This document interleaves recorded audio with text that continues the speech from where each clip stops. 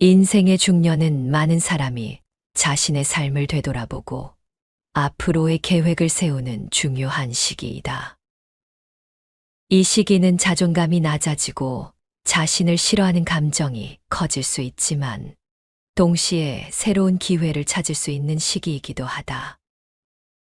이런 시기를 잘 이해하고 극복하기 위해 우리는 니체의 철학과 알랭드 보통의 책 불안에서 깊은 통찰을 배울 수 있다. 알랭드 보통은 그의 책 불안에서 현대 사회에서 사람들이 느끼는 불안의 근원을 설명한다. 그는 불안이 주로 사회적 비교와 다른 사람들의 평가로부터 온다고 말한다. 특히 중년 시기에는 이런 불안이 더 심해지기 쉬우며 이는 자존감이 낮아지고 자신을 싫어하는 자기 혐오의 감정으로 이어질 수 있다. 그들은 이러한 불안을 극복하기 위해 자신만의 가치를 찾고 다른 사람의 시선에서 벗어나 자신의 삶을 다시 평가하는 것이 중요하다고 강조한다. 니체는 사람의 존재의 의미와 가치를 탐구하며 절대적인 가치는 존재하지 않는다고 주장했다. 그는 사람들이 자신의 본성을 극복하고 자신의 정체성을 만들어야 한다고 보았다. 이는 인생의 중반부에 자존감과 자기 혐오를 극복하는데 중요한 통찰을 제공한다. 니체는 초인이라는 개념을 통해 사람들이 계속해서 자신을 넘어서고 새로운 가치를 만들어야 한다고 강조했다. 이것은 중년의 위기를 새로운 기회로 바꾸는데 중요한 철학적 기반이 된다.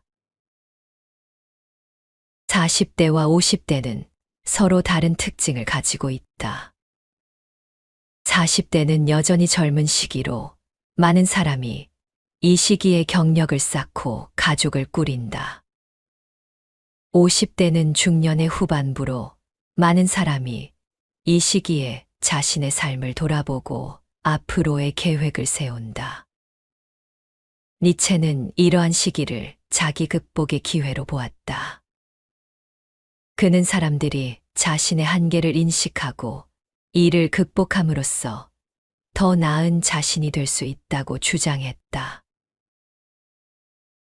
자존감은 직장에서의 성과, 가족과의 관계, 건강 상태 등에 의해 영향을 받는다.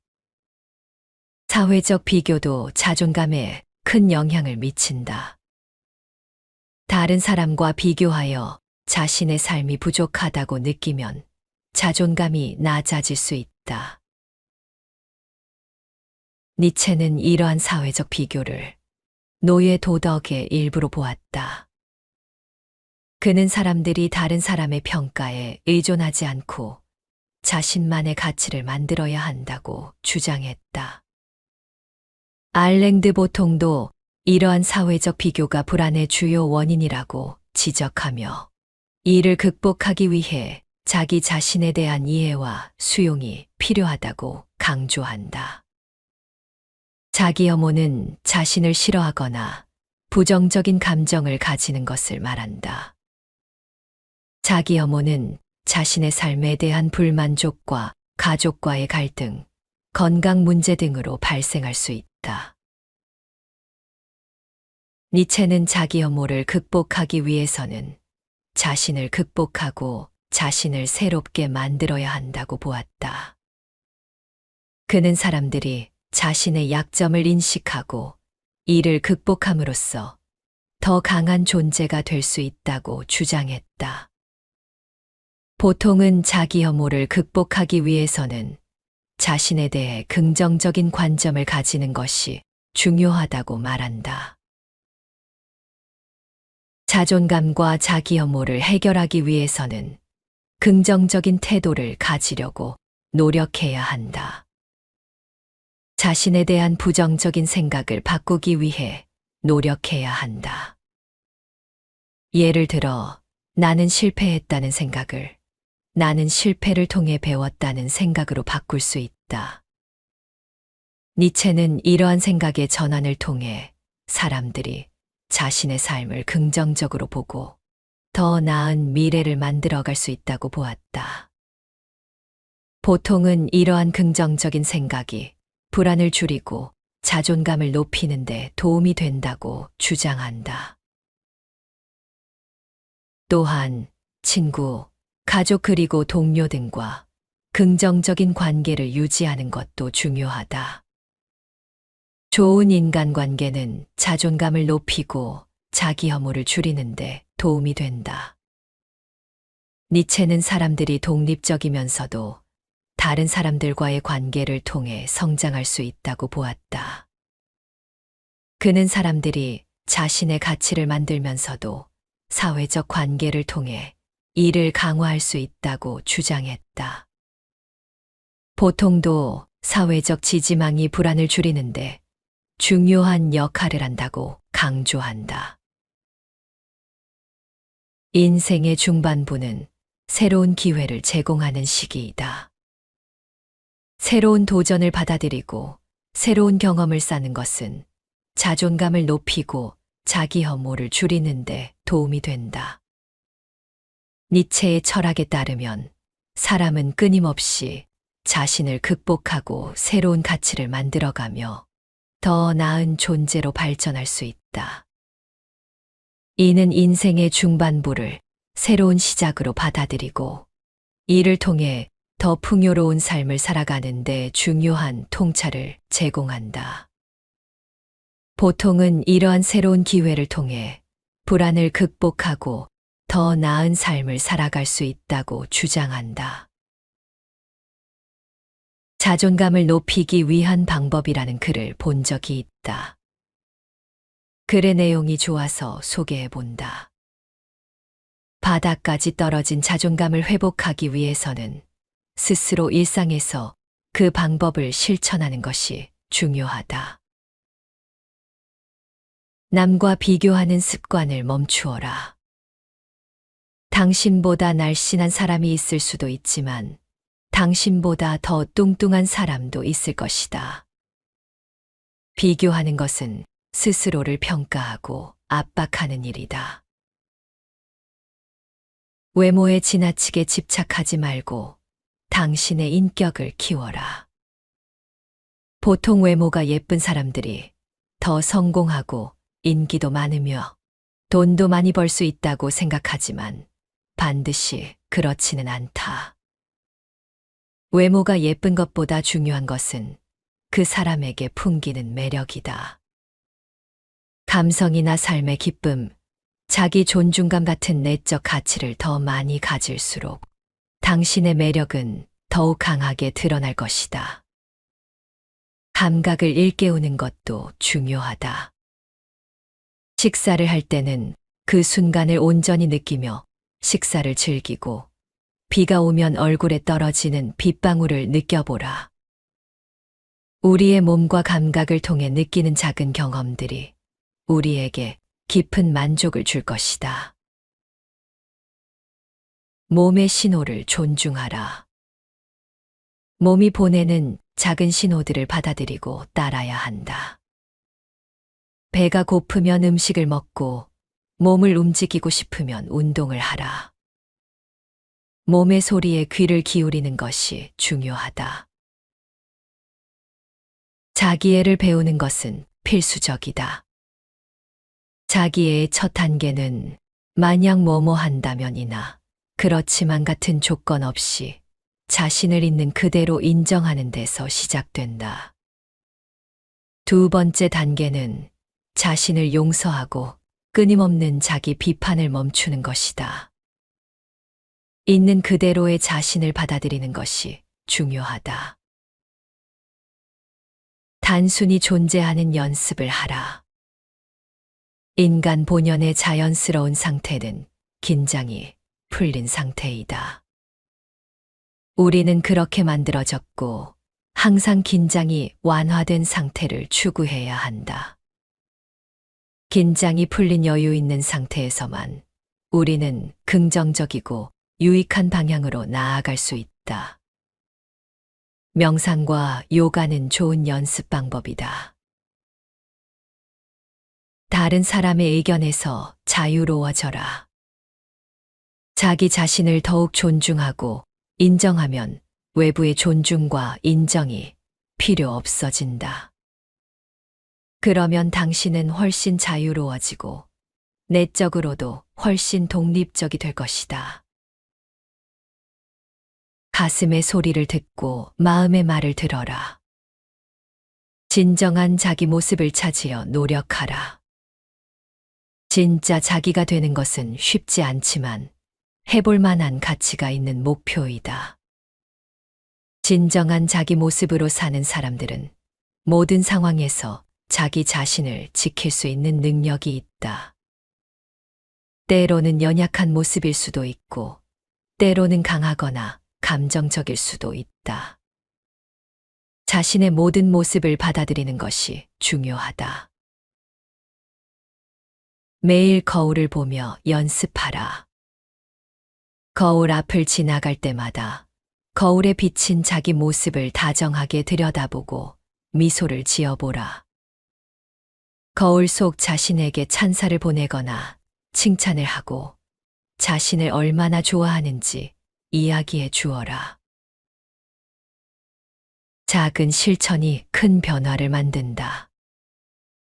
자기 내면의 소리와 접촉하라. 명상을 통해 더 높은 자아, 내면의 안내자, 혹은 지혜자라고 일컫는 존재를 만날 수 있다. 어떤 형상이나 소리로 나타나는 혹은 가슴 속에 울리는 따스한 감동으로 나타나는 내면의 존재는 당신에게 모든 질문에 대한 답을 주고 당신의 영혼의 길을 보여줄 것이다. 현대 사회를 살아가는 우리는 끊임없는 비교와 자기 비하의 늪에 빠져 있다. SNS에서 반짝이는 성공담과 완벽한 외모를 마주할 때마다 나는 왜 이렇게 부족할까? 다른 사람들처럼 성공하지 못하는 이유는 무엇일까라는 질문들이 머릿속을 떠나지 않는다. 직장에서의 성과, 학업에서의 성취, 그리고 인간관계에서의 성공과 실패는 우리를 끊임없이 시험에 들게 했다. 자신에 대한 회의와 불안은 현대인의 공통적인 고민이다. 특히 대한민국에서는 이러한 현상이 더욱 두드러진다. 경쟁이 치열한 사회 구조 속에서 많은 이들이 학업과 취업, 결혼과 육아 등 다양한 문제로 스트레스를 받고 있다. 대학 입시의 치열한 학벌 경쟁, 취업난, 부동산 가격 상승으로 인한 주거 불안정 등은 많은 이들에게 불안과 좌절을 안겨준다. 특히 우리들은 어릴 때부터 과도한 학습 부담을 안고 살아왔으며 남들에게 인정받기 위한 좋은 학벌을 갖기 위해 끊임없이 노력했다.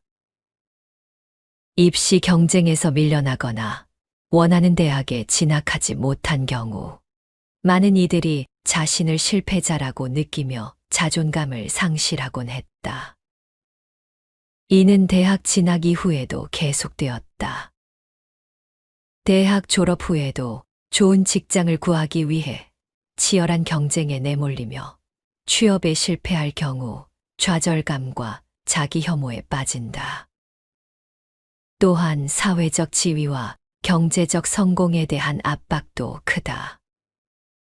직장 내에서의 승진 경쟁, 높은 주거비와 생활비 등은 많은 사람들에게 큰 스트레스를 주고 있다. 직장에서 인정받지 못하거나 경제적 어려움을 겪을 때 많은 이들이 스스로를 무가치하게 느끼며 자존감을 잃게 된다. 이런 상황에서 우리는 어떻게 자신을 사랑하고 존중할 수 있을까?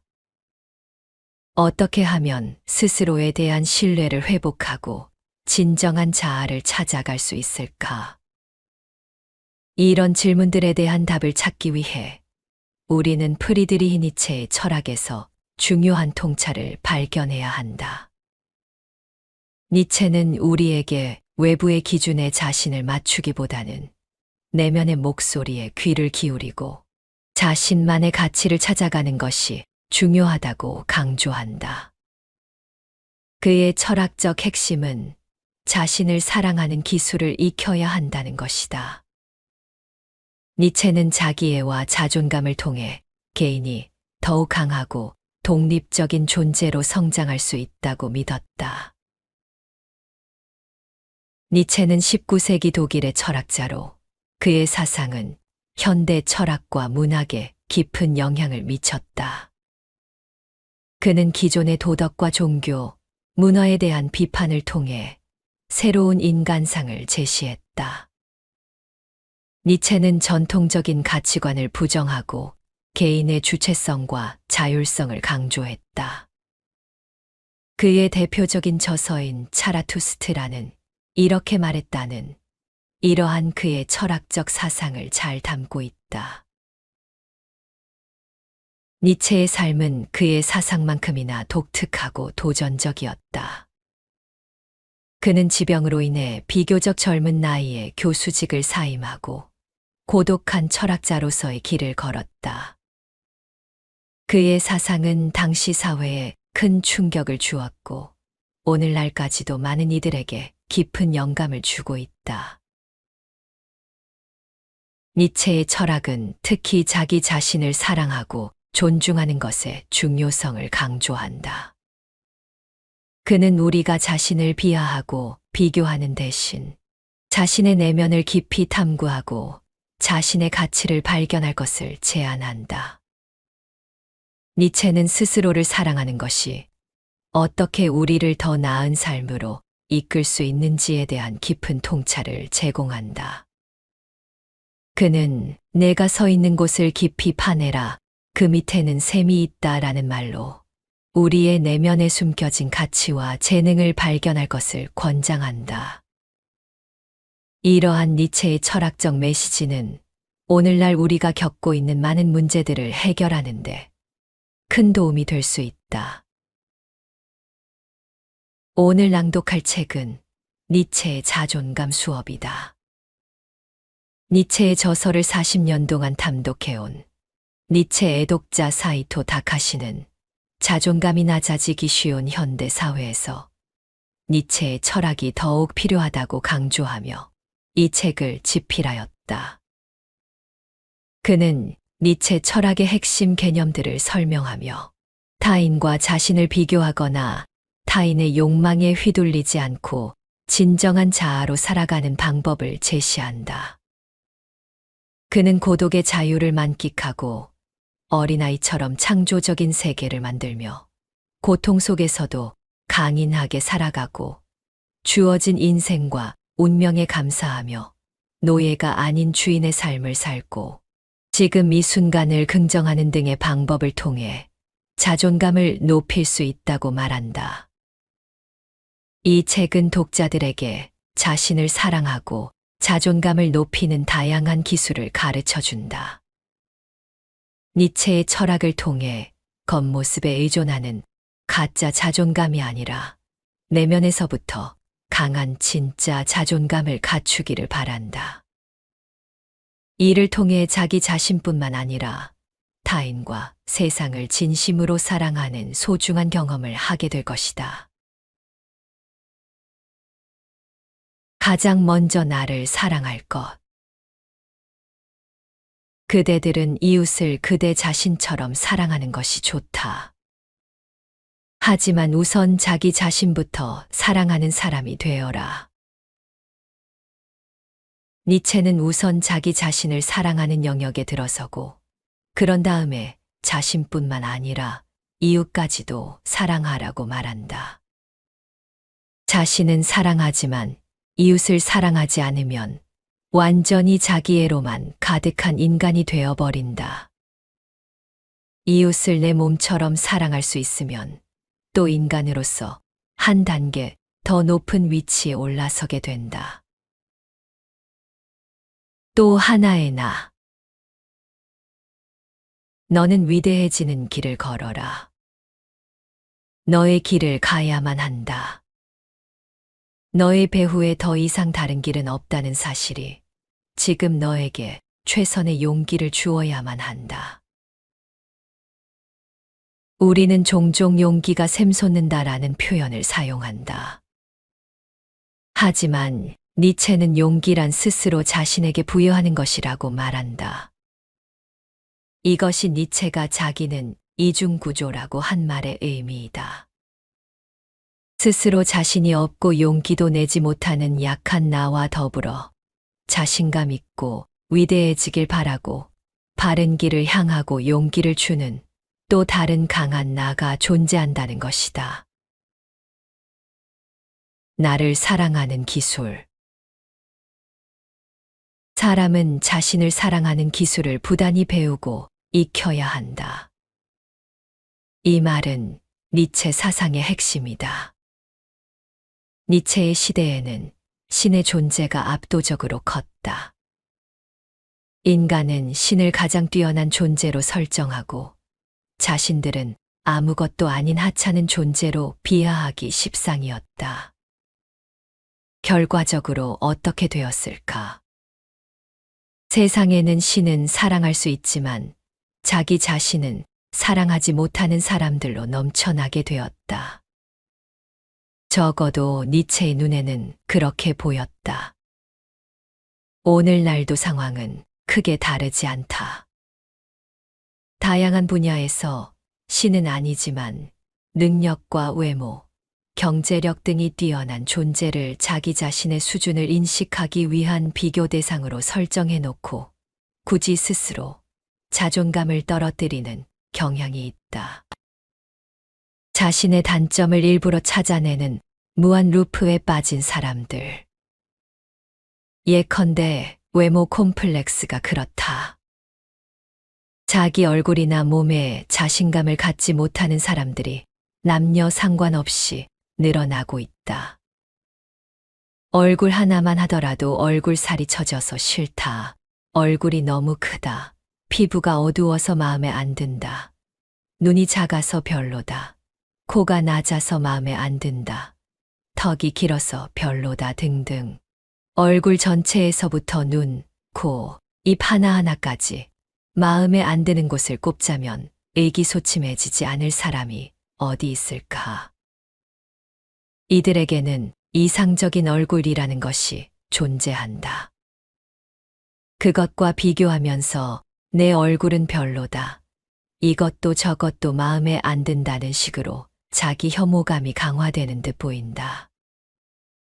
아마 성형을 통해 신경이 쓰이는 부분을 고친다고 하더라도 만족하기는 힘들 것이다. 또 거기서 마음에 안 드는 부분을 찾는 게임처럼 무한 루프에 빠져버린다. 도대체 왜 그러는 것일까? 역사를 거슬러 생각해보면 원흉은 바로 거울이다. 거울이 등장한 시점부터 인간은 자존감을 떨어뜨릴 위험에 노출된 것이다. 거울에 비친 자신의 얼굴을 보고 내가 이렇게 이상한 얼굴을 하고 있었나 하고 깨닫게 된 것이다. 그러면서 남들 앞에 맨 얼굴을 보이는 것을 부끄럽게 여기는 사람들이 역사상 적지 않았을 듯하다. 시대가 흘러 카메라나 비디오가 등장하고 자신의 얼굴을 객관적으로 볼 수 있는 기회는 점점 늘어나게 되었다. SNS 시대인 오늘날은 그것이 더욱 심해져 하루에 몇 번이라도 스마트폰으로 셀카를 찍는 것이 당연해졌다. 이렇게 온종일 자신의 얼굴을 바라보다 보면 아무래도 마음에 안 드는 부분이 눈에 띈다. 그러다가 셀카로 찍은 얼굴을 바꾸는 사진 보정 애플리케이션도 등장했다. 한번 보정해보니 멈출 수 없다는 젊은이들이 급증하고 있는 현실이다. 더러는 자신조차 보정하지 않은 자신의 얼굴은 못 알아보겠다는 이들도 있다. 이런 식이면 자기 자신을 잃어버리는 것은 시간 문제이다. 단순히 자존감이 낮아지는 정도의 문제가 아니다. 자신을 객관적으로 바라보는 것 자체는 향상심을 이끌어낸다는 점에서 나쁘지 않다. 다만 객관적으로 보는 것이 너무 지나쳐 자기 혐오감과 한 세트가 되면 문제이다. 자신을 지나치게 부정한 나머지 스스로를 사랑하지 못하게 되기 때문이다. 나를 사랑하는 기술을 어떻게 배울 것인가?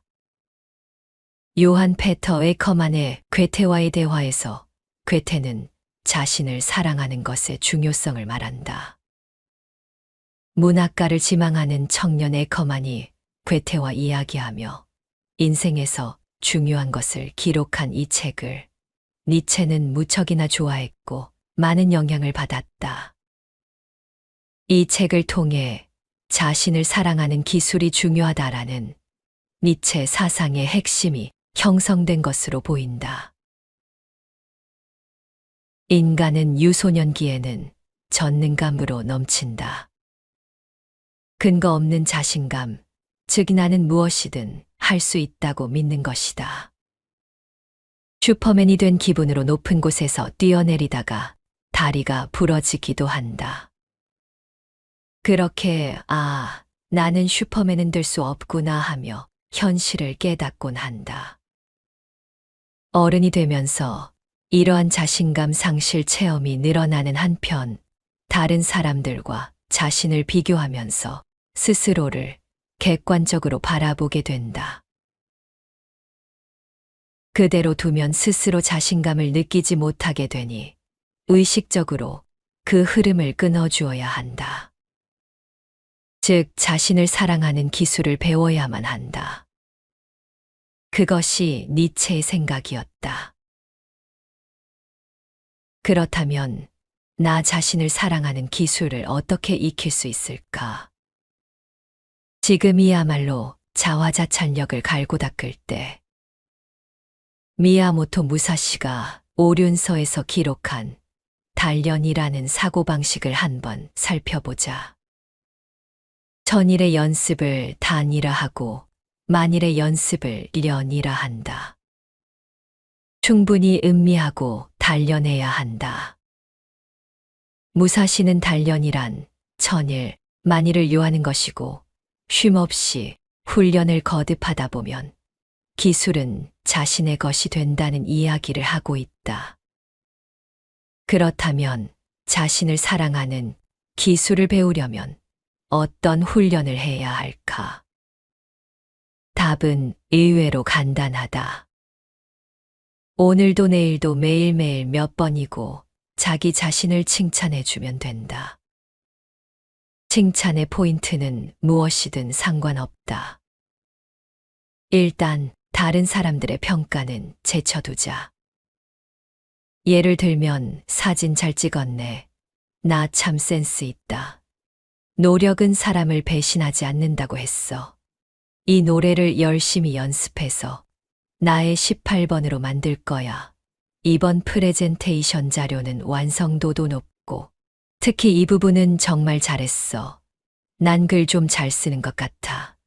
이번 달에는 책 5권 읽기 달성, 교양인의 자리에 한 걸음 가까워졌네라는 식으로 매사에 자신의 말과 행동을 칭찬하면 된다. 그러면 자화자찬력이 길러지고 자존감이 높아진다. 나 역시 초등학교 시절부터 50년 동안 자화자찬을 계속해온 사람이다. 현실적으로 따지면 30대 중반까지 제대로 된 직장도 구하지 못했고 40이 넘어 처음으로 책이 팔릴 때까지 사회에서 온전히 평가를 받지 못한 인생이었다. 그럼에도 스스로 내 자신을 한없이 칭찬해왔다. 아마 생애 자화자찬 횟수를 세자면 2만 번은 좋게 넘을 것이다. 다르게 말하면 다른 사람들로부터 칭찬을 받지 못했기 때문에 스스로를 칭찬할 수밖에 없다고 생각해 자화자찬력을 정당화하며 불우한 시절을 견뎌낸 셈이다. 나는 자화자찬을 적극 권장하지만 여기서도 절대로 해서는 안 되는 것이 있다. 바로 갖지 못한 것에 매달리는 일이다.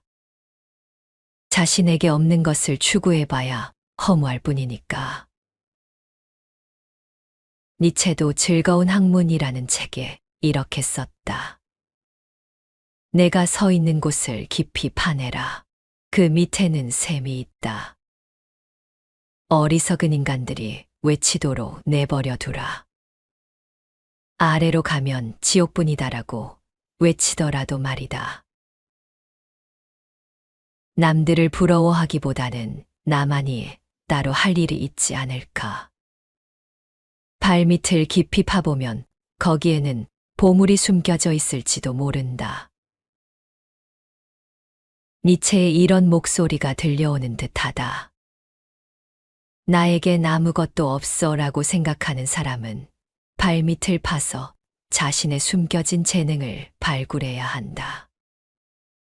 지금의 인간관계가 시시해 불만인 사람은 그래도 이런 인간관계라도 없어지면 외로울지 몰라라며 마음을 고쳐먹어야 한다. 자신이 이미 소유하고 있는 것, 이미 하고 있는 일에 빛나는 무언가가 숨어 있을지 모른다. 깊이 파볼 가치가 충분하다. 마지막으로 니체의 말 한마디를 더 소개하겠다. 일부러라도 그대들 자신을 믿는 것이 좋다. 그러지 않으면 어떻게 남들이 그대들을 믿겠는가? 자신을 믿지 못하는 자는 언제나 거짓을 꾸민다. 자신을 믿지 못하는 사람은 언제나 남에게 거짓된 자신을 연기할 수밖에 없으므로 누구에게도 신뢰받을 수 없다는 말이다. 자신을 사랑하면 사랑할수록 스스로를 믿을 수 있게 된다. 친구. 그대는 노예인가? 노예라면 그대는 친구가 될 수 없다. 그대는 전제자인가? 전제자라면 그대는 친구를 가질 수 없다. 매우 간결하면서도 마음을 울리는 말이다.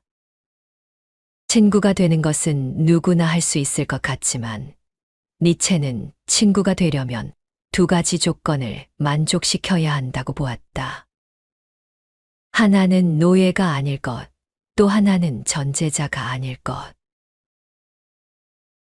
자기 생각이 없는 사람은 친구로서 매력이 없다. 니체가 말하는 노예란 자기 생각이 없고 아무런 의문도 없으며 누군가 또는 무언가가 시키는 대로 하는 사람을 말한다. 당신은 그런 사람과 친구가 될 수 있는가? 분명 싫을 테지. 자기 생각이나 의견을 갖추지 못한 사람은 함께 행동하는 보람과 재미가 없다.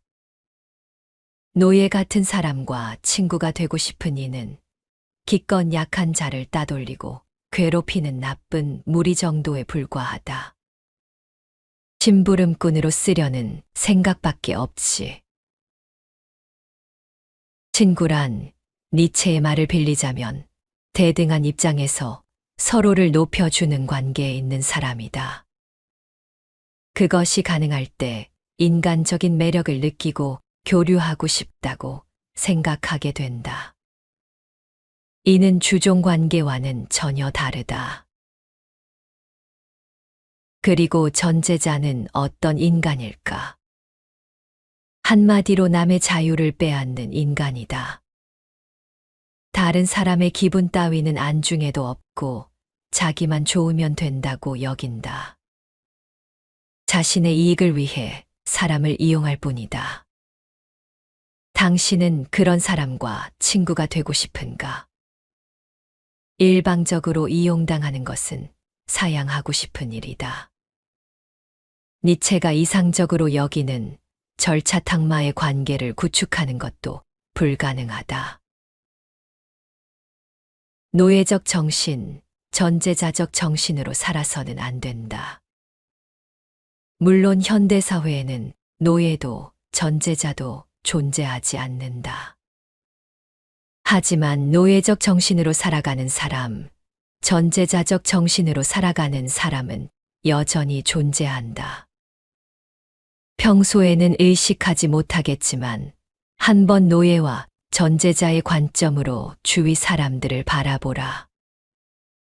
사람에 대해 노예적인지 전제자적인지만 평가하는 일은 품격이 없고 오만할 수 있지만 이런 깨달음이 있을지도 모른다. 그러고 보니 걔는 뭘 하고 싶은지 물어보면 언제나 뭐든지 괜찮다. 아무래도 상관없다고 대답하네. 게다가 다른 사람들의 행동을 보고 나서 자신의 행동을 결정하는 듯한 면도 있어. 그렇구나. 노예적이라서 그런가. 친구로서는 별로 매력이 없어. 그러고 보니 걔는 늘 남이 듣기 좋은 말만 하고 자기가 하고 싶지 않은 일은 남한테 떠맡겼어. 다른 사람을 밟고 올라가려고 하는 면도 있었고 전제자적이어서 그랬나 보네. 친구로서는 별로 좋지 않았어. 우리가 친구로 삼고 싶은 사람은 노예적 정신, 전제자적 정신을 가진 사람이 아닐 것이다. 또한 자신에게 노예적 정신, 전제자적 정신이 있다면 니체가 말하는 친구가 되기 힘들 것이다. 니체의 말을 하나의 계기로 삼아 친구에게 원하는 자질, 친구가 되는데 필요한 자질을 되새겨 보는 것은 어떨까? 그러면 친구 관계를 더욱 좋은 방향으로 이끌어 줄 것이다. 과거를 전부 긍정하라. 이 순간을 보라라고 나는 말을 이었다. 이 순간이라는 문으로부터 하나의 긴 영겁의 길이 뒤를 향해 달리고 있다. 즉, 우리 뒤에는 하나의 영겁이 존재한다. 이 모든 길을 걸어갈 수 있는 것은 이미 이 길을 걸어왔기 때문이 아닌가. 일어날 수 있는 모든 일은 이미 한 번 일어나고 행해지지 않았는가.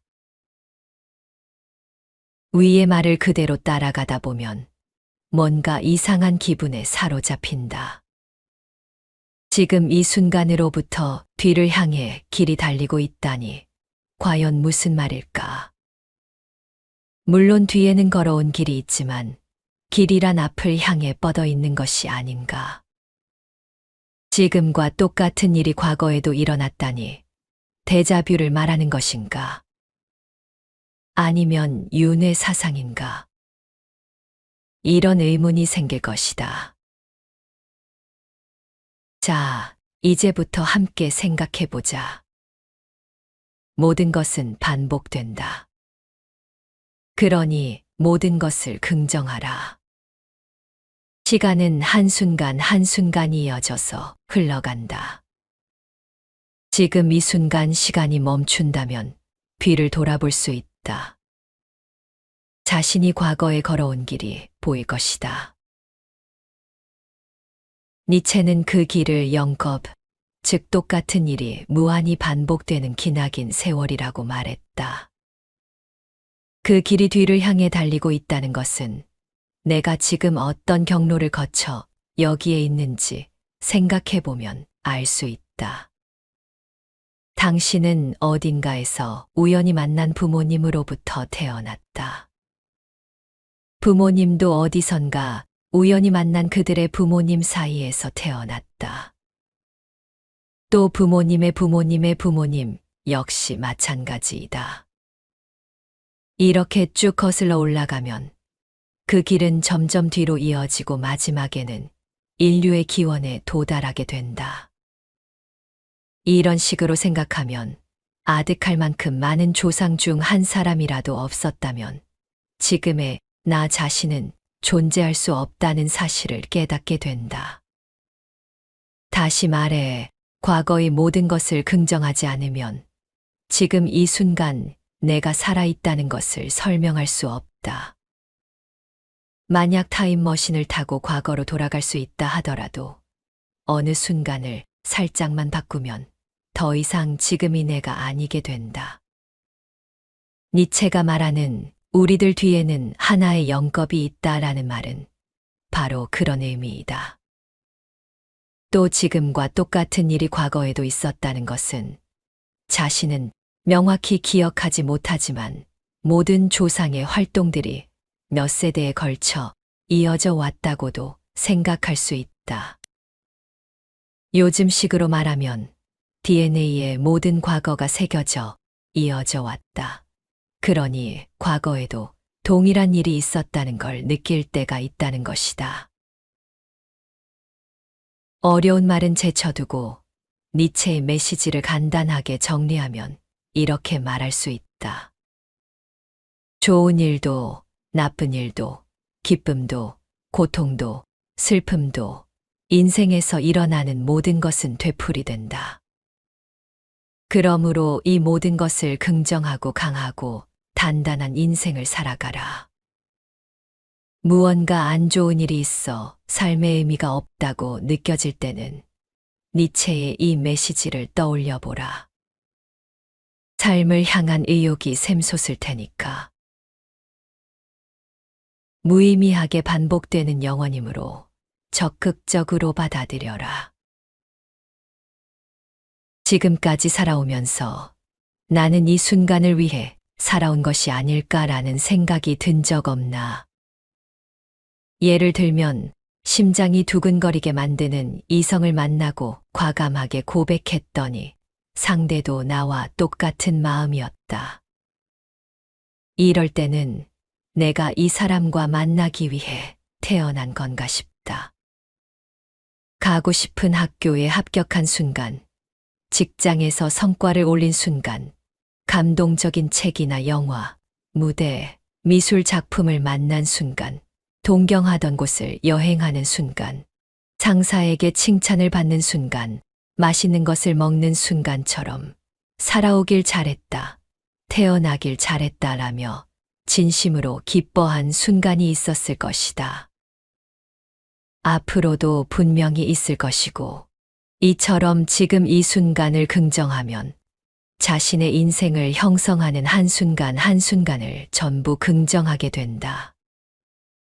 바로 니체는 그렇게 말하고 있다. 이런 관점에서 보면 자존감이나 자신의 인생에 대한 긍정감을 얻는 것은 그리 어려운 일이 아니다. 지극히 행복한 지금 이 순간을 위해 고통이 많은 인생을 살아왔던 것이라고 생각하기 때문이다. 즉 지금 이 순간을 긍정하는 것은 지금까지 또는 앞으로 다가올 다사다난한 인생을 긍정하는 일이다. 니체는 또 이런 이야기도 했다. 허무주의의 세계에서는 사람이 목표를 향해 살아갈 힘을 상실한다. 그저 빙글빙글 돌아가는 시간 속에서 하루하루를 의미 없이 살아갈 뿐이다. 이 이야기만 들으면 무슨 말인가 싶겠지만 니체는 그런 삶을 긍정하고 있다. 목적도 의미도 없이 영원히 되풀이되는 것을 적극적으로 받아들이는 일에 삶의 의미가 있다는 것이다. 이것을 영겁회귀라고 부르며 그 안에서 자유롭게 목표를 정하고 새로운 가치를 만들어내는 인간을 초인이라고 불렀다. 아무리 괴롭고 힘든 일이 있어도 담담하게 받아들이고 이것이 삶을 산다는 것 아닌가. 그렇다면 또 한 번 힘내보자라며 진취적으로 살아가는 것. 이 자세가 중요하다는 말이다. 현대 사회에서 우리는 외모, 능력, 경제적 지위 등에서 끊임없이 자신을 다른 사람들과 비교하며 자주 자신을 평가절하 하곤 한다. 이러한 비교와 자존감 하락은 많은 사람들이 공감할 수 있는 문제이다. 이러한 문제들을 해결하기 위해 우리는 프리드리히 니체의 철학에서 중요한 통찰을 얻을 수 있다. 니체는 우리에게 외부의 기준에 자신을 맞추기보다는 내면의 목소리에 귀를 기울이고 자신만의 가치를 찾아가는 것이 중요하다고 강조했다. 그의 철학적 핵심은 자신을 사랑하는 기술을 익히는 것이다. 먼저 우리는 자신을 다른 사람들과 비교하는 습관을 멈춰야 한다. 외모나 능력, 경제적 지위 등에서 다른 사람들과의 비교는 우리의 자존감을 떨어뜨릴 뿐이다. 타인의 성공과 외모는 우리의 가치와 무관함을 인식해야 한다. 대신 우리는 외부의 기준보다는 자신의 내면의 소리에 집중하고 자신이 진정으로 원하는 것과 자신만의 가치를 발견해야 한다. 자신을 사랑하고 존중하는 법을 배우는 것도 중요하다. 매일 스스로를 칭찬하고 긍정적인 자기 대화를 연습함으로써 자기 사랑을 실천할 수 있다. 이는 자존감을 높이고 자기 신뢰를 회복하는 데 큰 도움이 된다. 또한 자신의 내면을 깊이 탐구하고 스스로에 대한 이해를 높이는 시간도 필요하다. 일기 쓰기나 명상과 같은 방법을 통해 자신을 성찰하는 시간을 가지는 것이 좋다. 니체의 철학적 메시지를 기억하며 자신의 내면에 숨겨진 가치와 재능을 발견하는 노력을 해야 한다. 내가 서 있는 곳을 깊이 파내라. 그 밑에는 샘이 있다는 니체의 말을 되새기며 자신의 경험과 과거를 긍정적으로 수용하고 현재와 미래에 집중해야 한다. 전통적 가치관에 얽매이지 않고 자신만의 삶의 방식을 찾으며 스스로 결정하고 책임지는 자세를 기르는 것도 중요하다. 니체의 철학을 실천함으로써 우리는 자신을 더 깊이 이해하고 진정한 자아를 찾아가며 외부의 평가에 흔들리지 않는 강하고 독립적인 존재로 성장할 수 있을 것이다. 이를 통해 더욱 행복하고 만족스러운 삶을 살아갈 수 있을 것이다.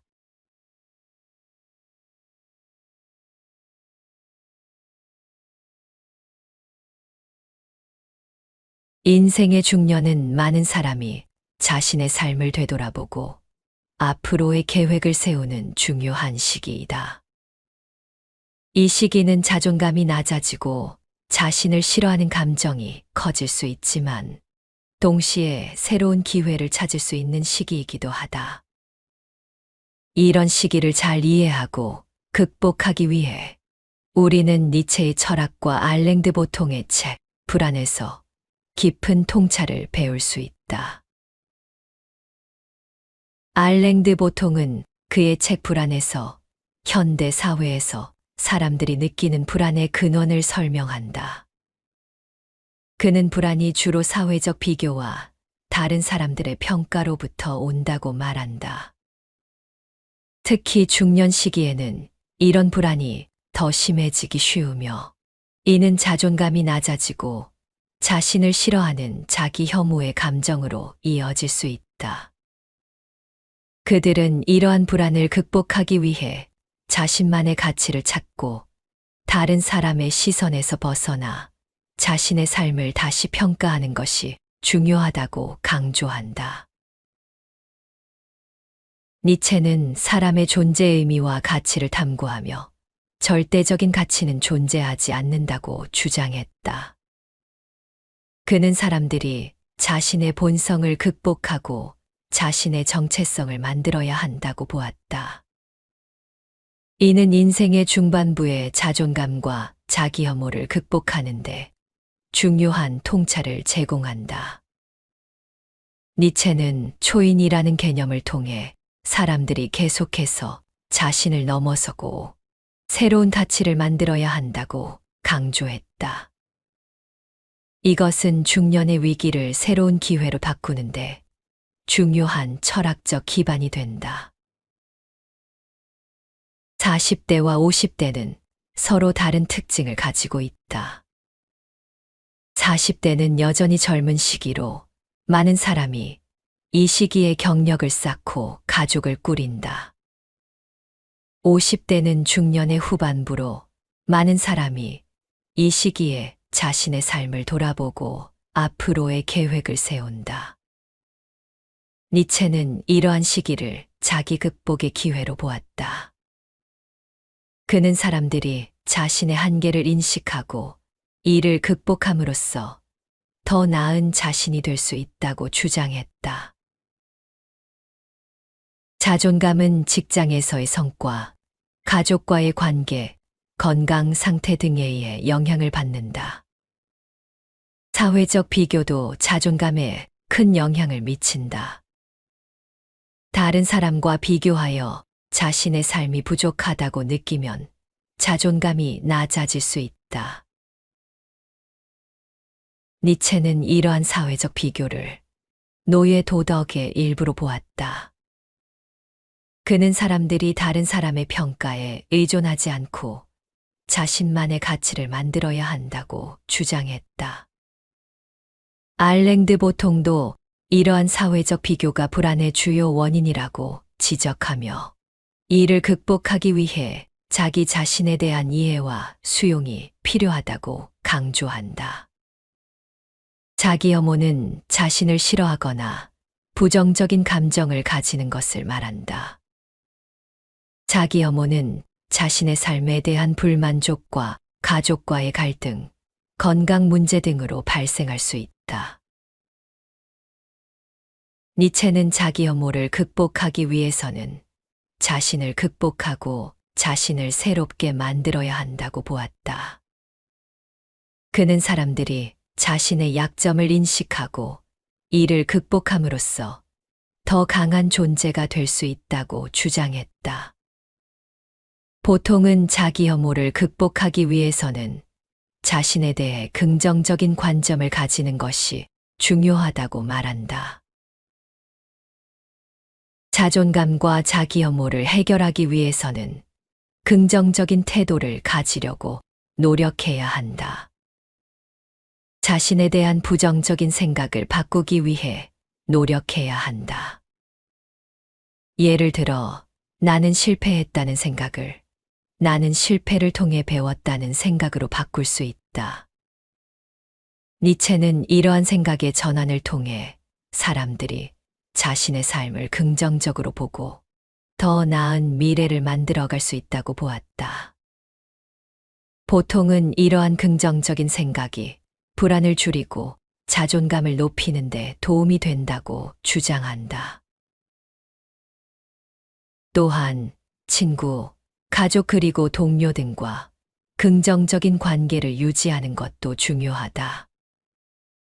좋은 인간관계는 자존감을 높이고 자기 혐오를 줄이는데 도움이 된다. 니체는 사람들이 독립적이면서도 다른 사람들과의 관계를 통해 성장할 수 있다고 보았다. 그는 사람들이 자신의 가치를 만들면서도 사회적 관계를 통해 이를 강화할 수 있다고 주장했다. 보통도 사회적 지지망이 불안을 줄이는데 중요한 역할을 한다고 강조한다. 인생의 중반부는 새로운 기회를 제공하는 시기이다. 새로운 도전을 받아들이고 새로운 경험을 쌓는 것은 자존감을 높이고 자기 혐오를 줄이는데 도움이 된다. 니체의 철학에 따르면 사람은 끊임없이 자신을 극복하고 새로운 가치를 만들어가며 더 나은 존재로 발전할 수 있다. 이는 인생의 중반부를 새로운 시작으로 받아들이고 이를 통해 더 풍요로운 삶을 살아가는 데 중요한 통찰을 제공한다. 보통은 이러한 새로운 기회를 통해 불안을 극복하고 더 나은 삶을 살아갈 수 있다고 주장한다. 자존감을 높이기 위한 방법이라는 글을 본 적이 있다. 글의 내용이 좋아서 소개해 본다. 바닥까지 떨어진 자존감을 회복하기 위해서는 스스로 일상에서 그 방법을 실천하는 것이 중요하다. 남과 비교하는 습관을 멈추어라. 당신보다 날씬한 사람이 있을 수도 있지만 당신보다 더 뚱뚱한 사람도 있을 것이다. 비교하는 것은 스스로를 평가하고 압박하는 일이다. 외모에 지나치게 집착하지 말고 당신의 인격을 키워라. 보통 외모가 예쁜 사람들이 더 성공하고 인기도 많으며 돈도 많이 벌 수 있다고 생각하지만 반드시 그렇지는 않다. 외모가 예쁜 것보다 중요한 것은 그 사람에게 풍기는 매력이다. 감성이나 삶의 기쁨, 자기 존중감 같은 내적 가치를 더 많이 가질수록 당신의 매력은 더욱 강하게 드러날 것이다. 감각을 일깨우는 것도 중요하다. 식사를 할 때는 그 순간을 온전히 느끼며 식사를 즐기고 비가 오면 얼굴에 떨어지는 빗방울을 느껴보라. 우리의 몸과 감각을 통해 느끼는 작은 경험들이 우리에게 깊은 만족을 줄 것이다. 몸의 신호를 존중하라. 몸이 보내는 작은 신호들을 받아들이고 따라야 한다. 배가 고프면 음식을 먹고 몸을 움직이고 싶으면 운동을 하라. 몸의 소리에 귀를 기울이는 것이 중요하다. 자기애를 배우는 것은 필수적이다. 자기애의 첫 단계는 만약 뭐뭐 한다면이나 그렇지만 같은 조건 없이 자신을 있는 그대로 인정하는 데서 시작된다. 두 번째 단계는 자신을 용서하고 끊임없는 자기 비판을 멈추는 것이다. 있는 그대로의 자신을 받아들이는 것이 중요하다. 단순히 존재하는 연습을 하라. 인간 본연의 자연스러운 상태는 긴장이 풀린 상태이다. 우리는 그렇게 만들어졌고 항상 긴장이 완화된 상태를 추구해야 한다. 긴장이 풀린 여유 있는 상태에서만 우리는 긍정적이고 유익한 방향으로 나아갈 수 있다. 명상과 요가는 좋은 연습 방법이다. 다른 사람의 의견에서 자유로워져라. 자기 자신을 더욱 존중하고 인정하면 외부의 존중과 인정이 필요 없어진다. 그러면 당신은 훨씬 자유로워지고 내적으로도 훨씬 독립적이 될 것이다. 가슴의 소리를 듣고 마음의 말을 들어라. 진정한 자기 모습을 찾으려 노력하라. 진짜 자기가 되는 것은 쉽지 않지만 해볼 만한 가치가 있는 목표이다. 진정한 자기 모습으로 사는 사람들은 모든 상황에서 자기 자신을 지킬 수 있는 능력이 있다. 때로는 연약한 모습일 수도 있고, 때로는 강하거나 감정적일 수도 있다. 자신의 모든 모습을 받아들이는 것이 중요하다. 매일 거울을 보며 연습하라. 거울 앞을 지나갈 때마다 거울에 비친 자기 모습을 다정하게 들여다보고 미소를 지어보라. 거울 속 자신에게 찬사를 보내거나 칭찬을 하고 자신을 얼마나 좋아하는지 이야기해 주어라. 작은 실천이 큰 변화를 만든다. 자기 내면의 소리와 접촉하라. 명상을 통해 더 높은 자아, 내면의 안내자 혹은 지혜자라고 일컫는 존재를 만날 수 있다. 어떤 형상이나 소리로 나타나는 혹은 가슴 속에 울리는 따스한 감동으로 나타나는 내면의 존재는 당신에게 모든 질문에 대한 답을 주고 당신의 영혼의 길을 보여줄 것이다. 현대 사회를 살아가는 우리는 끊임없는 비교와 자기 비하의 늪에 빠져 있다. SNS에서 반짝이는 성공담과 완벽한 외모를 마주할 때마다 나는 왜 이렇게 부족할까? 다른 사람들처럼 성공하지 못하는 이유는 무엇일까라는 질문들이 머릿속을 떠나지 않는다. 직장에서의 성과, 학업에서의 성취, 그리고 인간관계에서의 성공과 실패는 우리를 끊임없이 시험에 들게 했다. 자신에 대한 회의와 불안은 현대인의 공통적인 고민이다. 특히 대한민국에서는 이러한 현상이 더욱 두드러진다. 경쟁이 치열한 사회 구조 속에서 많은 이들이 학업과 취업, 결혼과 육아 등 다양한 문제로 스트레스를 받고 있다. 대학 입시의 치열한 학벌 경쟁, 취업난, 부동산 가격 상승으로 인한 주거 불안정 등은 많은 이들에게 불안과 좌절을 안겨준다. 특히 우리들은 어릴 때부터 과도한 학습 부담을 안고 살아왔으며 남들에게 인정받기 위한 좋은 학벌을 갖기 위해 끊임없이 노력했다. 입시 경쟁에서 밀려나거나 원하는 대학에 진학하지 못한 경우 많은 이들이 자신을 실패자라고 느끼며 자존감을 상실하곤 했다. 이는 대학 진학 이후에도 계속되었다. 대학 졸업 후에도 좋은 직장을 구하기 위해 치열한 경쟁에 내몰리며 취업에 실패할 경우 좌절감과 자기 혐오에 빠진다. 또한 사회적 지위와 경제적 성공에 대한 압박도 크다. 직장 내에서의 승진 경쟁, 높은 주거비와 생활비 등은 많은 사람들에게 큰 스트레스를 주고 있다. 직장에서 인정받지 못하거나 경제적 어려움을 겪을 때 많은 이들이 스스로를 무가치하게 느끼며 자존감을 잃게 된다. 이런 상황에서 우리는 어떻게 자신을 사랑하고 존중할 수 있을까? 어떻게 하면 스스로에 대한 신뢰를 회복하고 진정한 자아를 찾아갈 수 있을까? 이런 질문들에 대한 답을 찾기 위해 우리는 프리드리히 니체의 철학에서 중요한 통찰을 발견해야 한다.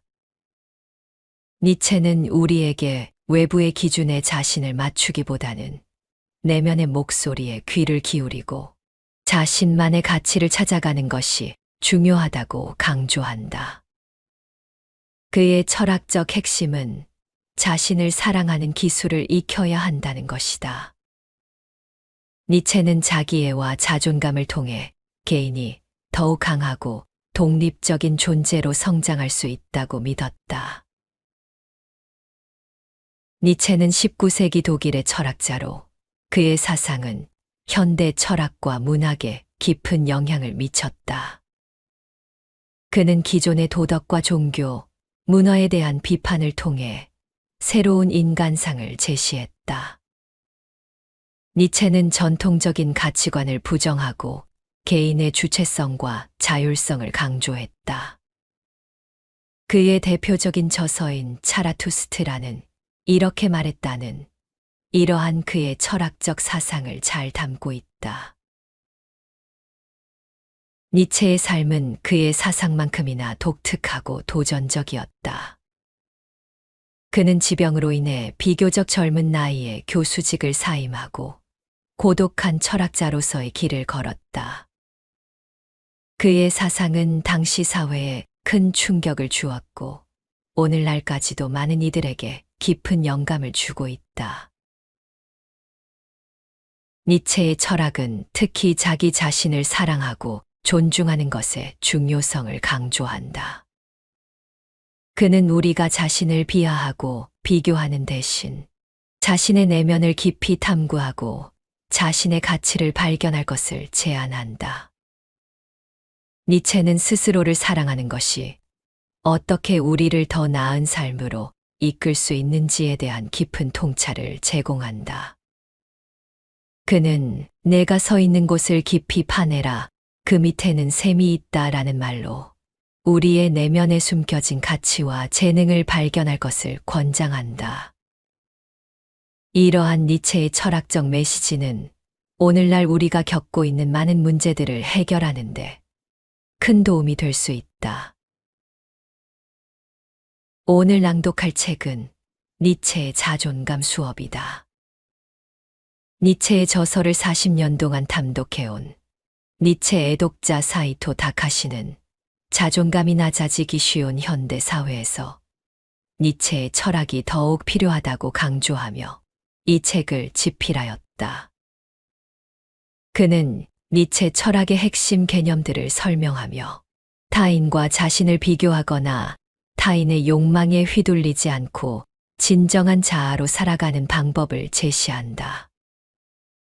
그는 고독의 자유를 만끽하고 어린아이처럼 창조적인 세계를 만들며 고통 속에서도 강인하게 살아가고 주어진 인생과 운명에 감사하며 노예가 아닌 주인의 삶을 살고 지금 이 순간을 긍정하는 등의 방법을 통해 자존감을 높일 수 있다고 말한다.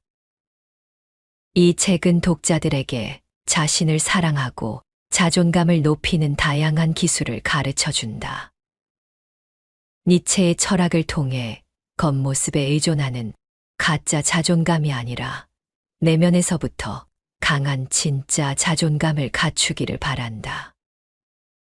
이를 통해 자기 자신뿐만 아니라 타인과 세상을 진심으로 사랑하는 소중한 경험을 하게 될 것이다.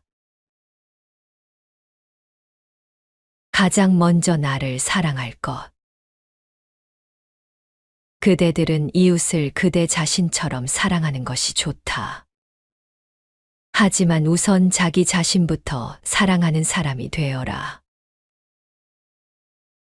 니체는 우선 자기 자신을 사랑하는 영역에 들어서고 그런 다음에 자신뿐만 아니라 이웃까지도 사랑하라고 말한다. 자신은 사랑하지만 이웃을 사랑하지 않으면 완전히 자기애로만 가득한 인간이 되어버린다. 이웃을 내 몸처럼 사랑할 수 있으면 또 인간으로서 한 단계 더 높은 위치에 올라서게 된다. 또 하나의 나.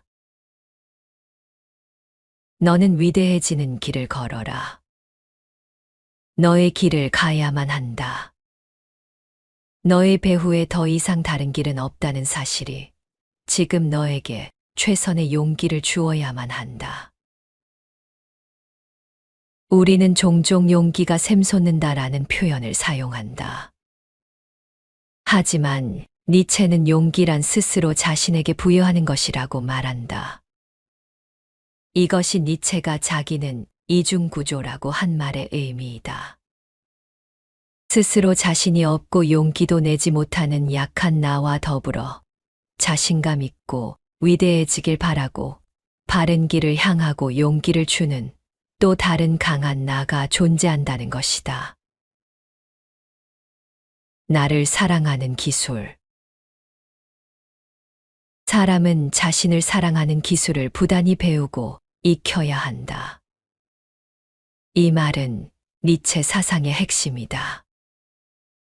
니체의 시대에는 신의 존재가 압도적으로 컸다.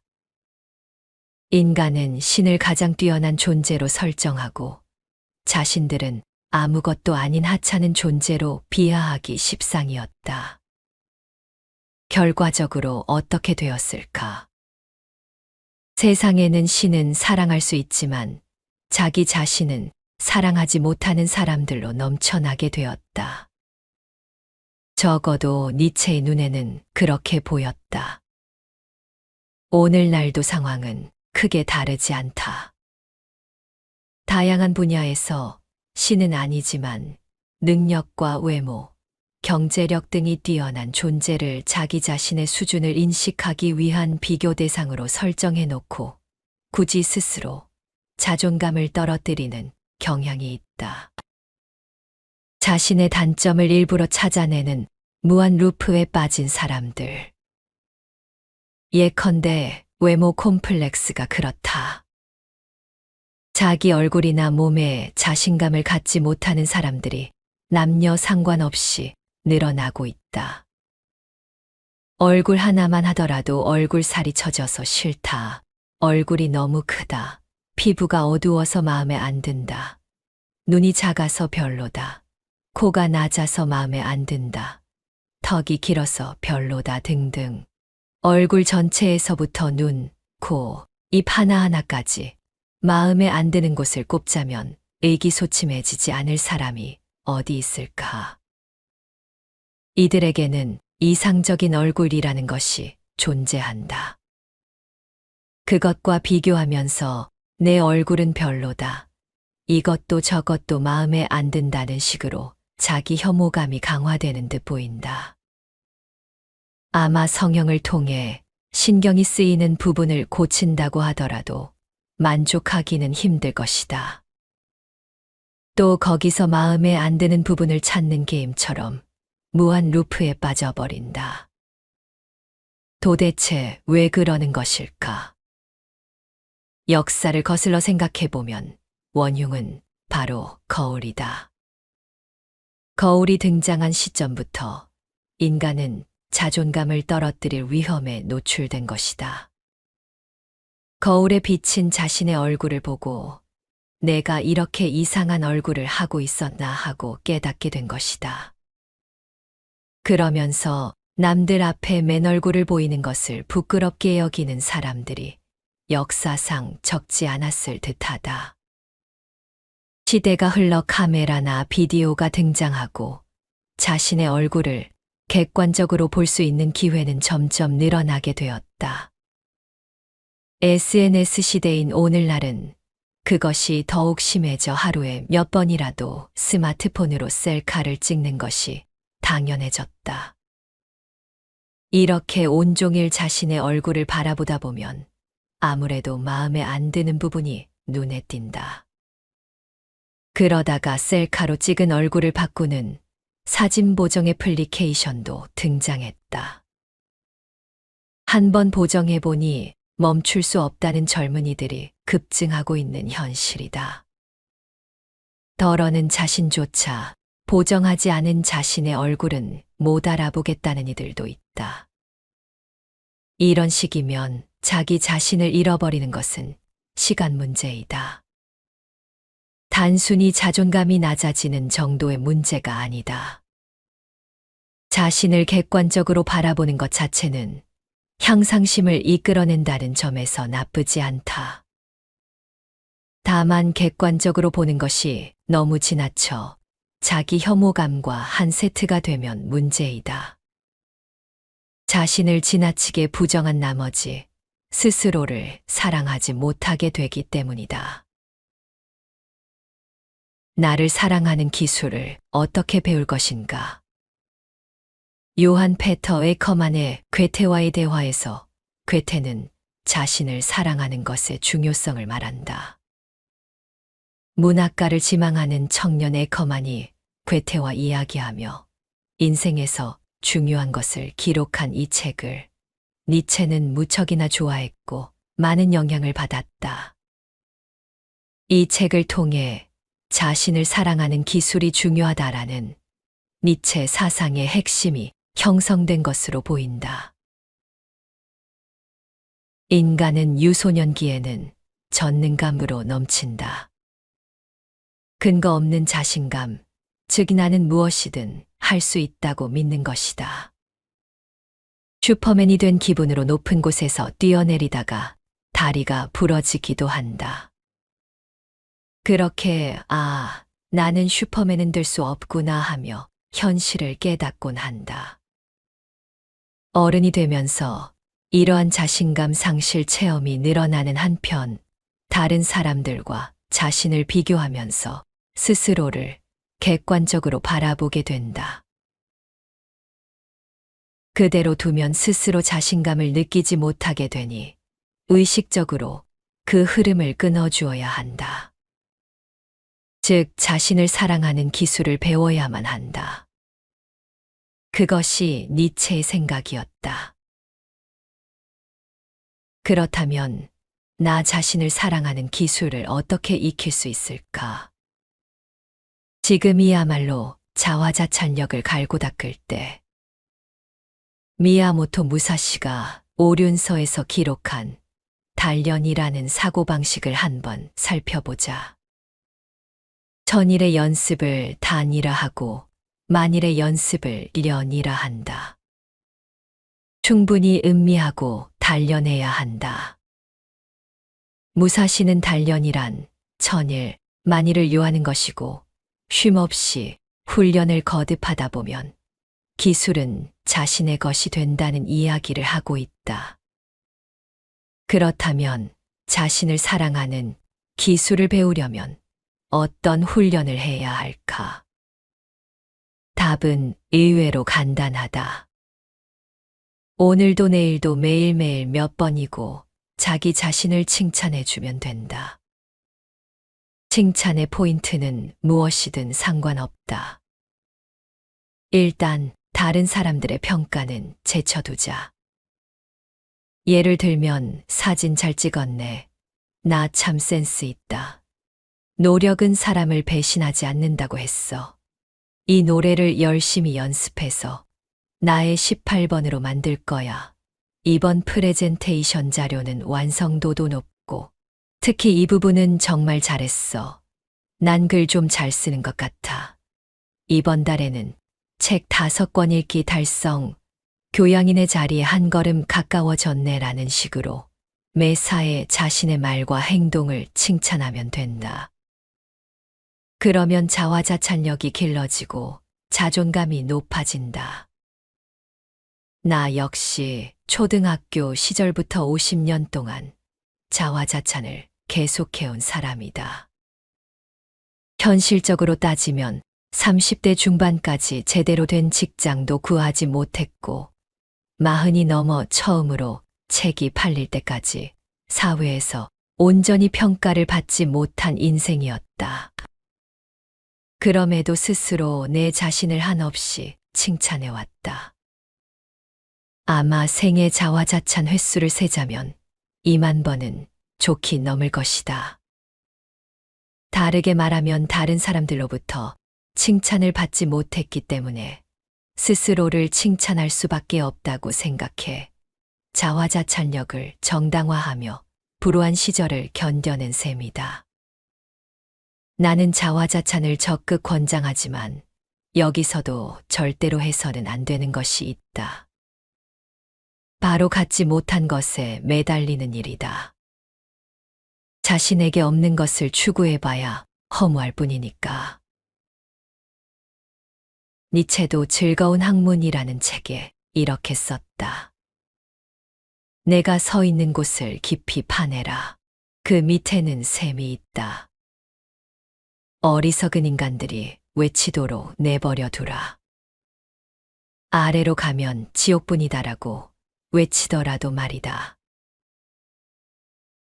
남들을 부러워하기보다는 나만이 따로 할 일이 있지 않을까. 발밑을 깊이 파보면 거기에는 보물이 숨겨져 있을지도 모른다. 니체의 이런 목소리가 들려오는 듯하다. 나에겐 아무것도 없어라고 생각하는 사람은 발밑을 파서 자신의 숨겨진 재능을 발굴해야 한다. 지금의 인간관계가 시시해 불만인 사람은 그래도 이런 인간관계라도 없어지면 외로울지 몰라라며 마음을 고쳐먹어야 한다. 자신이 이미 소유하고 있는 것, 이미 하고 있는 일에 빛나는 무언가가 숨어 있을지 모른다. 깊이 파볼 가치가 충분하다. 마지막으로 니체의 말 한마디를 더 소개하겠다. 일부러라도 그대들 자신을 믿는 것이 좋다. 그러지 않으면 어떻게 남들이 그대들을 믿겠는가? 자신을 믿지 못하는 자는 언제나 거짓을 꾸민다. 자신을 믿지 못하는 사람은 언제나 남에게 거짓된 자신을 연기할 수밖에 없으므로 누구에게도 신뢰받을 수 없다는 말이다. 자신을 사랑하면 사랑할수록 스스로를 믿을 수 있게 된다. 친구, 그대는 노예인가? 노예라면 그대는 친구가 될 수 없다. 그대는 전제자인가? 전제자라면 그대는 친구를 가질 수 없다. 매우 간결하면서도 마음을 울리는 말이다. 친구가 되는 것은 누구나 할 수 있을 것 같지만 니체는 친구가 되려면 두 가지 조건을 만족시켜야 한다고 보았다. 하나는 노예가 아닐 것, 또 하나는 전제자가 아닐 것. 자기 생각이 없는 사람은 친구로서 매력이 없다. 니체가 말하는 노예란 자기 생각이 없고 아무런 의문도 없으며 누군가 또는 무언가가 시키는 대로 하는 사람을 말한다. 당신은 그런 사람과 친구가 될 수 있는가? 분명 싫을 테지. 자기 생각이나 의견을 갖추지 못한 사람은 함께 행동하는 보람과 재미가 없다. 노예 같은 사람과 친구가 되고 싶은 이는 기껏 약한 자를 따돌리고 괴롭히는 나쁜 무리 정도에 불과하다. 심부름꾼으로 쓰려는 생각밖에 없지. 친구란 니체의 말을 빌리자면 대등한 입장에서 서로를 높여주는 관계에 있는 사람이다. 그것이 가능할 때 인간적인 매력을 느끼고 교류하고 싶다고 생각하게 된다. 이는 주종 관계와는 전혀 다르다. 그리고 전제자는 어떤 인간일까? 한마디로 남의 자유를 빼앗는 인간이다. 다른 사람의 기분 따위는 안중에도 없고 자기만 좋으면 된다고 여긴다. 자신의 이익을 위해 사람을 이용할 뿐이다. 당신은 그런 사람과 친구가 되고 싶은가? 일방적으로 이용당하는 것은 사양하고 싶은 일이다. 니체가 이상적으로 여기는 절차탕마의 관계를 구축하는 것도 불가능하다. 노예적 정신, 전제자적 정신으로 살아서는 안 된다. 물론 현대사회에는 노예도 전제자도 존재하지 않는다. 하지만 노예적 정신으로 살아가는 사람, 전제자적 정신으로 살아가는 사람은 여전히 존재한다. 평소에는 의식하지 못하겠지만 한 번 노예와 전제자의 관점으로 주위 사람들을 바라보라. 사람에 대해 노예적인지 전제자적인지만 평가하는 일은 품격이 없고 오만할 수 있지만 이런 깨달음이 있을지도 모른다. 그러고 보니 걔는 뭘 하고 싶은지 물어보면 언제나 뭐든지 괜찮다. 아무래도 상관없다고 대답하네.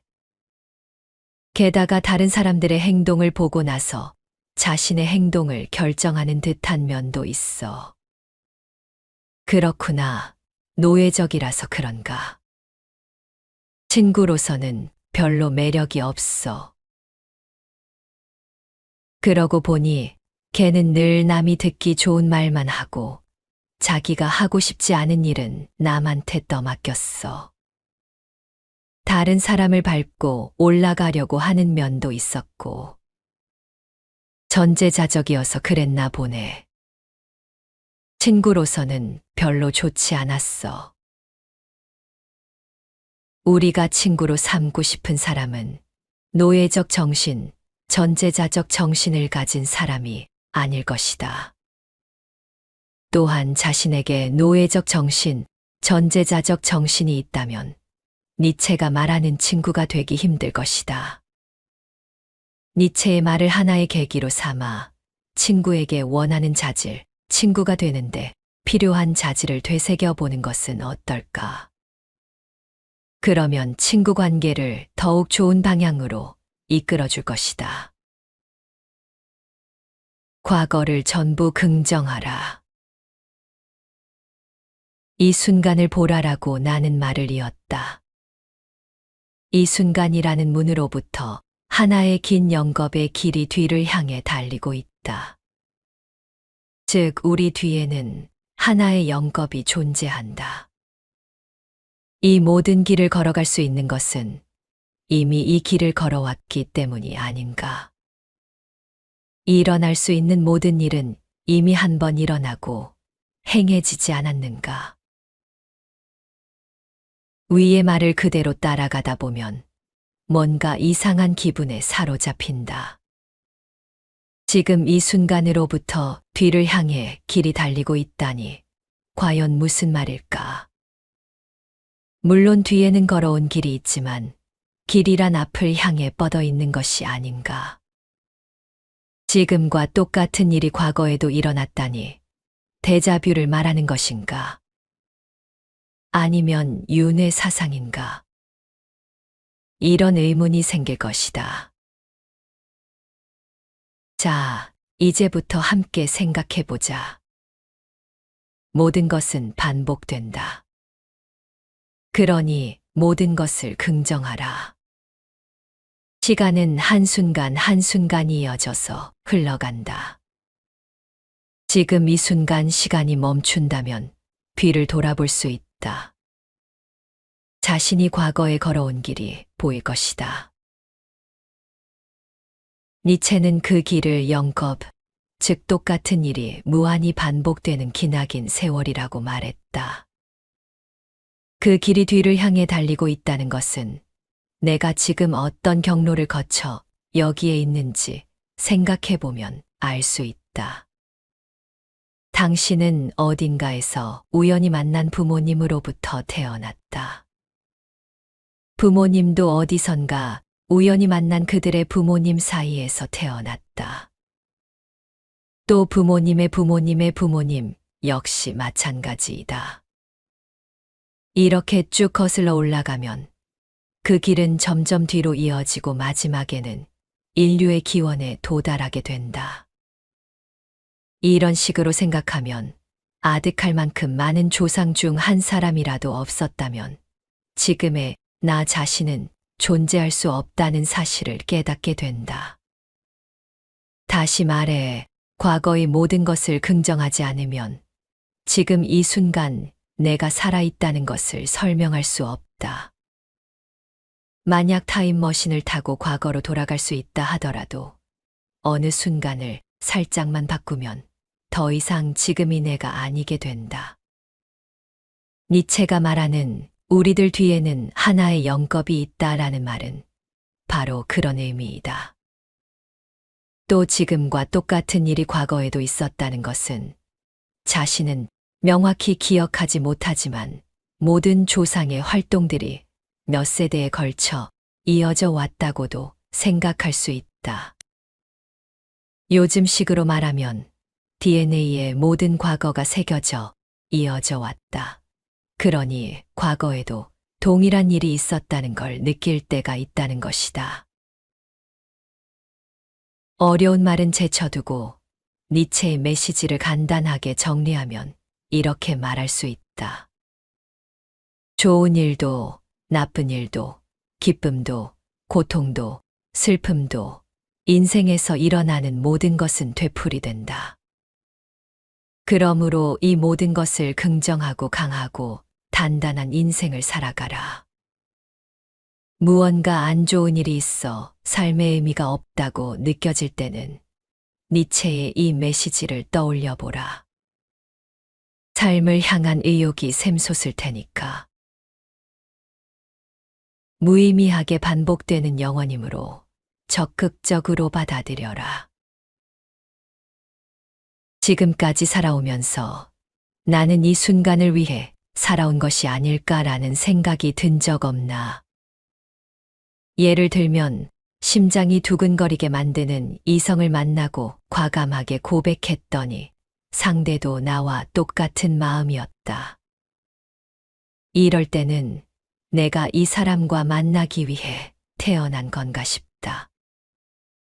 가고 싶은 학교에 합격한 순간, 직장에서 성과를 올린 순간, 감동적인 책이나 영화, 무대, 미술 작품을 만난 순간, 동경하던 곳을 여행하는 순간, 상사에게 칭찬을 받는 순간, 맛있는 것을 먹는 순간처럼 살아오길 잘했다, 태어나길 잘했다라며 진심으로 기뻐한 순간이 있었을 것이다. 앞으로도 분명히 있을 것이고, 이처럼 지금 이 순간을 긍정하면 자신의 인생을 형성하는 한순간 한순간을 전부 긍정하게 된다. 바로 니체는 그렇게 말하고 있다. 이런 관점에서 보면 자존감이나 자신의 인생에 대한 긍정감을 얻는 것은 그리 어려운 일이 아니다. 지극히 행복한 지금 이 순간을 위해 고통이 많은 인생을 살아왔던 것이라고 생각하기 때문이다. 즉, 지금 이 순간을 긍정하는 것은 지금까지 또는 앞으로 다가올 다사다난한 인생을 긍정하는 일이다. 니체는 또 이런 이야기도 했다. 허무주의의 세계에서는 사람이 목표를 향해 살아갈 힘을 상실한다. 그저 빙글빙글 돌아가는 시간 속에서 하루하루를 의미 없이 살아갈 뿐이다. 이 이야기만 들으면 무슨 말인가 싶겠지만 니체는 그런 삶을 긍정하고 있다. 목적도 의미도 없이 영원히 되풀이되는 것을 적극적으로 받아들이는 일에 삶의 의미가 있다는 것이다. 이것을 영겁회귀라고 부르며 그 안에서 자유롭게 목표를 정하고 새로운 가치를 만들어내는 인간을 초인이라고 불렀다. 아무리 괴롭고 힘든 일이 있어도 담담하게 받아들이고 이것이 삶을 산다는 것 아닌가. 그렇다면 또 한 번 힘내보자라며 진취적으로 살아가는 것. 이 자세가 중요하다는 말이다. 현대 사회에서 우리는 외모, 능력, 경제적 지위 등에서 끊임없이 자신을 다른 사람들과 비교하며 자주 자신을 평가절하하곤 한다. 이러한 비교와 자존감 하락은 많은 사람들이 공감할 수 있는 문제이다. 이러한 문제들을 해결하기 위해 우리는 프리드리히 니체의 철학에서 중요한 통찰을 얻을 수 있다. 니체는 우리에게 외부의 기준에 자신을 맞추기보다는 내면의 목소리에 귀를 기울이고 자신만의 가치를 찾아가는 것이 중요하다고 강조했다.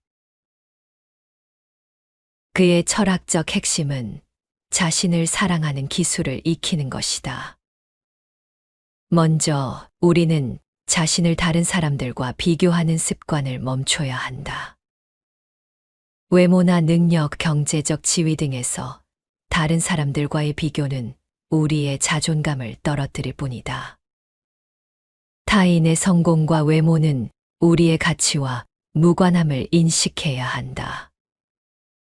대신 우리는 외부의 기준보다는 자신의 내면의 소리에 집중하고 자신이 진정으로 원하는 것과 자신만의 가치를 발견해야 한다. 자신을 사랑하고 존중하는 법을 배우는 것도 중요하다. 매일 스스로를 칭찬하고 긍정적인 자기 대화를 연습함으로써 자기 사랑을 실천할 수 있다. 이는 자존감을 높이고 자기 신뢰를 회복하는 데 큰 도움이 된다. 또한 자신의 내면을 깊이 탐구하고 스스로에 대한 이해를 높이는 시간도 필요하다. 일기 쓰기나 명상과 같은 방법을 통해 자신을 성찰하는 시간을 가지는 것이 좋다. 니체의 철학적 메시지를 기억하며 자신의 내면에 숨겨진 가치와 재능을 발견하는 노력을 해야 한다. 내가 서 있는 곳을 깊이 파내라. 그 밑에는 샘이 있다는 니체의 말을 되새기며 자신의 경험과 과거를 긍정적으로 수용하고 현재와 미래에 집중해야 한다. 전통적 가치관에 얽매이지 않고 자신만의 삶의 방식을 찾으며 스스로 결정하고 책임지는 자세를 기르는 것도 중요하다. 니체의 철학을 실천함으로써 우리는 자신을 더 깊이 이해하고 진정한 자아를 찾아가며 외부의 평가에 흔들리지 않는 강하고 독립적인 존재로 성장할 수 있을 것이다.